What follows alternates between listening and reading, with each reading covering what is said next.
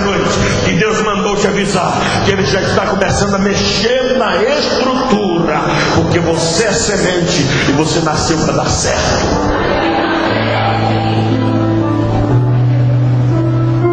O semeador saiu a semear e pegou a mão, encheu de semente, e a Bíblia diz que ele lançou a semente no terreno, e a semente caiu no terreno pedregoso. Diga comigo, pedregoso, cheio de pedras. Onde há pedras, há obstáculos para a semente. Onde há pedras, não há frutos. Onde há pedras, não há raízes. Onde há pedra, sementes não prosperam. Onde há pedras, sementes não ganham profundidade. Onde há pedras, o terreno pedregoso, ele é hostil, ele não aceita semente. Mas Deus me diz na sua palavra que a palavra do reino, a palavra dele, é uma semente que brota mesmo onde há pedras. Olha que coisa impressionante. Diz o texto que lançou-se a semente, ela caiu no terreno pedregoso.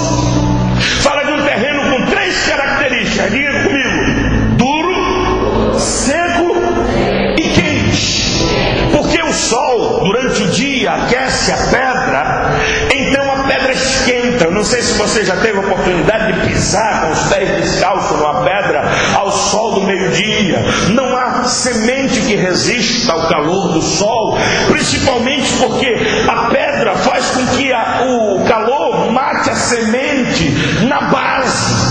O sol que está no céu não permite, por causa da pedra, que a semente prospere.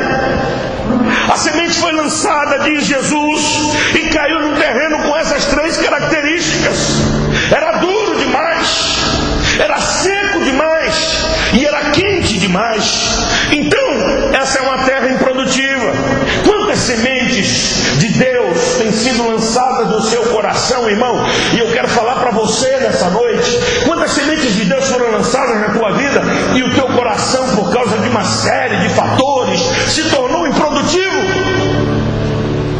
Quantas pessoas eu tenho encontrado pelo Brasil afora que o coração é seco, que o coração está aquecido por causa das tribulações da vida? Quantas pessoas eu tenho encontrado aí na caminhada que o coração está empedernido, está duro, está embrutecido, recrudesceu por causa da amargura, por causa do não perdão, por causa de um ressentimento terrível que transporta consigo. E a semente de Deus, que Deus vem dispensando, vem morrendo no coração empedernido, no coração que é pura laje, é uma verdadeira laje, precisa de bitoneiro para quebrar. Quantas pessoas eu tenho encontrado que tem o coração assim? E Mateus diz: onde não havia terra bastante. É um coração que não há terra, e se não há terra, a semente não prospera. Deus tem feito de tudo para que você cresça, mas Deus se esbarra no coração duro.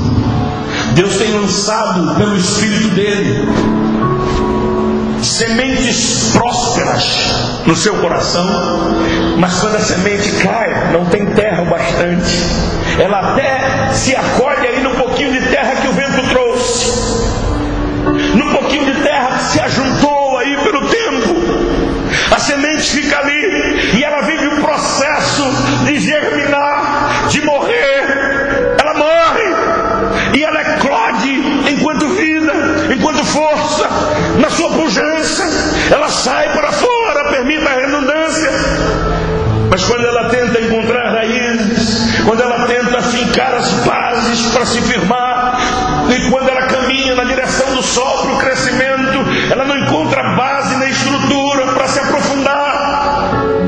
Quantas palavras Deus tem dado ao teu respeito que não permanece no teu coração? Me respondam, senhoras e senhores: porventura o nosso Deus mente para nós? Porventura o nosso Deus se engana a teu e o meu respeito?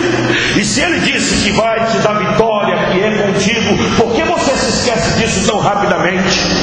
Porque porque o coração está tão duro, está tão preocupado, está tão ensimesmado, está tão na forma de lajedo, que a palavra que Deus tem dado não fica no coração, não permanece, porque não tem raízes, não encontra profundidade. Mas eu quero lhe dizer em nome de Jesus nessa noite, esse quadro vai mudar. Deus vai mudar isso no seu coração. Jesus já está vindo para mudar essa terra, amém? Jesus já está vindo para mudar essa situação. A semente da vontade de Deus vai prosperar na tua vida, porque Deus é bom e a sua misericórdia dura para sempre. Deus não vai deixar você parado. A sua vida parou, sua vida estagnou, pararam a você, disseram que não tinha mais jeito, disseram que você não era ninguém, disseram que você estava sem saída. Eu vim aqui dizer para Satanás que ele é um mentiroso e que o meu Deus nunca falhará na sua promessa.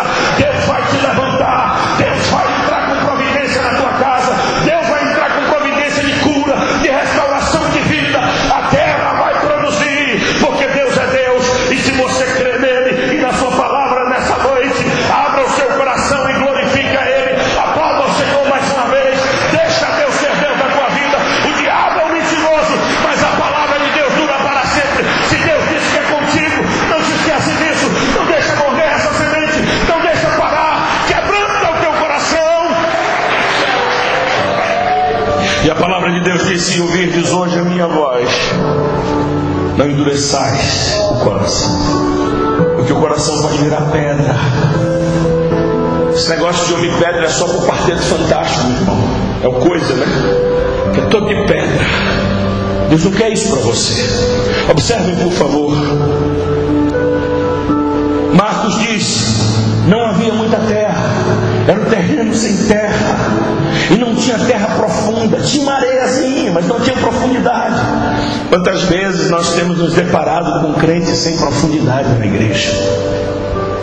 Pessoas com vidas rasas, uma experiência de fé rasa. Ela até fala do Evangelho, ela até lê a Bíblia, ela até canta na igreja, ela até gosta dos cultos, mas são rasas. Não tem andanças com o Senhor, não tem construído um lastro de profundidade calcado na verdade. Elas estão aí completando os cultos e as igrejas evangélicas. Elas não têm andança e conhecimento do que Deus é capaz de fazer. Elas ouvem dizer acerca de Jesus, elas sabem que Jesus pode transformar, elas sabem que Jesus pode curar, pode mudar a sua história, mas elas não experimentam isso como verdade nas suas vidas. Elas até dizimam na igreja, mas elas não têm raízes, não têm profundidade, elas não encontram chão profundo. E diz a Bíblia que as coisas nesse tipo de terreno pedregoso são rápidas. Diga comigo, são coisas rápidas. Tudo que é rápido demais deve preocupar a sua cabeça, meu irmão. E logo nasceu, diz o texto, precipita-se para a vida, mas logo morre. Tudo que vem rápido demais, irmão, tudo que é rápido demais, demais. Essa religião fast food. Fazemos parte de uma geração apressada. Fazemos parte de uma geração que quer coisas rápidas, sem reflexão, sem pensar, sem compreender as bases das coisas de Deus. Então, esse terreno é próprio dele, que a semente nasce rápido, ele tem pressa, ele não quer sofrer angústia, ele não quer sofrer tribulação, ele não quer viver momento de pressão, não quer orar, não quer esperar, pressiona o pastor, pressiona a Deus, vive uma vida irrequieta. A semente tem vida breve nesse coração, porque a terra não tem vida suficiente. Eu disse que a terra não tem vida suficiente. Toda semente precisa de terra com profundidade. Deus está gerando uma terra. Ele disse a Abraão: Abraão, eu te darei uma terra. A semente de Deus que está no seu coração, que é o teu sonho, Deus está preparando terra para o teu sonho. A semente de Deus que é o teu ministério, Deus está preparando terra para o teu ministério. Você tem sofrido, você tem lutado, você, irmã, tem batalhado muito, mas parece que tudo que nasce, tudo começa rápido, cresce, daqui a pouco você vê desabar, e você não entendia porque estava desabando. Deus está te dizendo, estava faltando terra, estava faltando profundidade, as raízes não estava encontrando as águas. Toda raiz precisa mergulhar na direção das águas. Ela vai buscar água lá no fundo da terra.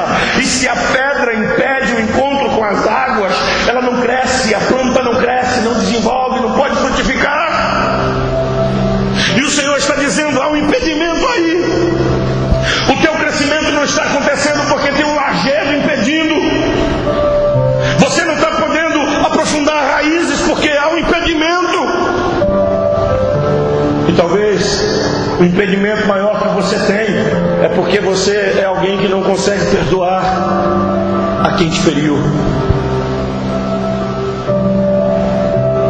Eu venho de uma família de evangélicos.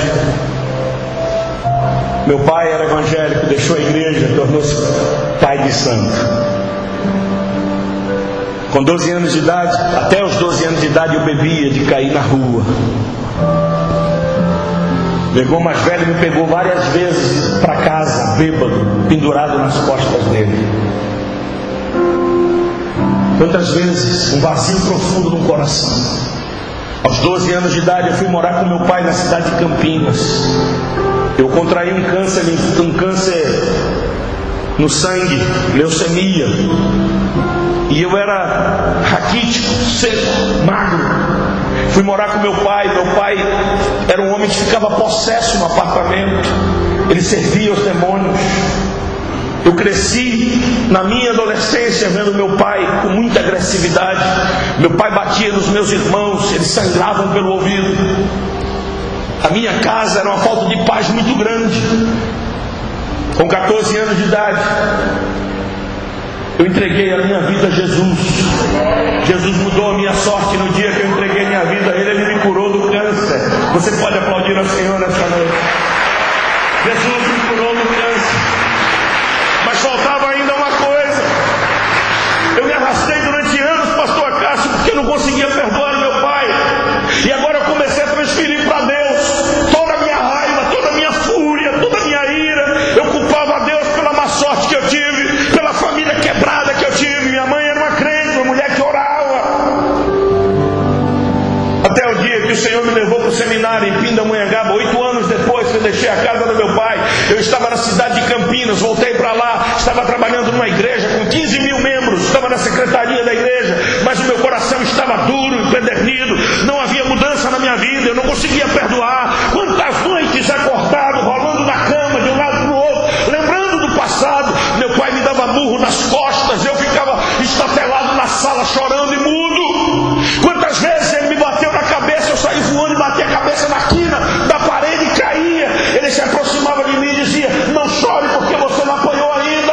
Quantas vezes eu vi meu pai com a peixeira na mão, furando o peito dele, eu não sabia o que fazer, dobrava o meu joelho e dizia: Deus é minha mãe, Deus é minha mãe, Deus é minha mãe, não deixa meu pai se matar. Quantas vezes ele vinha correndo para a janela do 5º andar onde morávamos, jogava o corpo dele, metade ficava para fora, metade para dentro, e eu com 12 anos dobrava o joelho no quarto e dizia: Deus da minha mãe, não deixa meu pai se matar. Eu não sei o que acontecia, mas nada acontecia a vida do meu pai, porque eu estava intercedendo, dizendo: Deus, muda a história dele, Deus, muda a vida dele, mas meu coração estava duro ainda. Eu me lembro quando eu fui para Campinas, depois que me formei em Pindamonhangaba, estava lá em Campinas, estava andando por uma rua, passei numa praça, eu avistei meu pai bêbado, sujo, sozinho, sem família, sem mais ninguém, agora cercado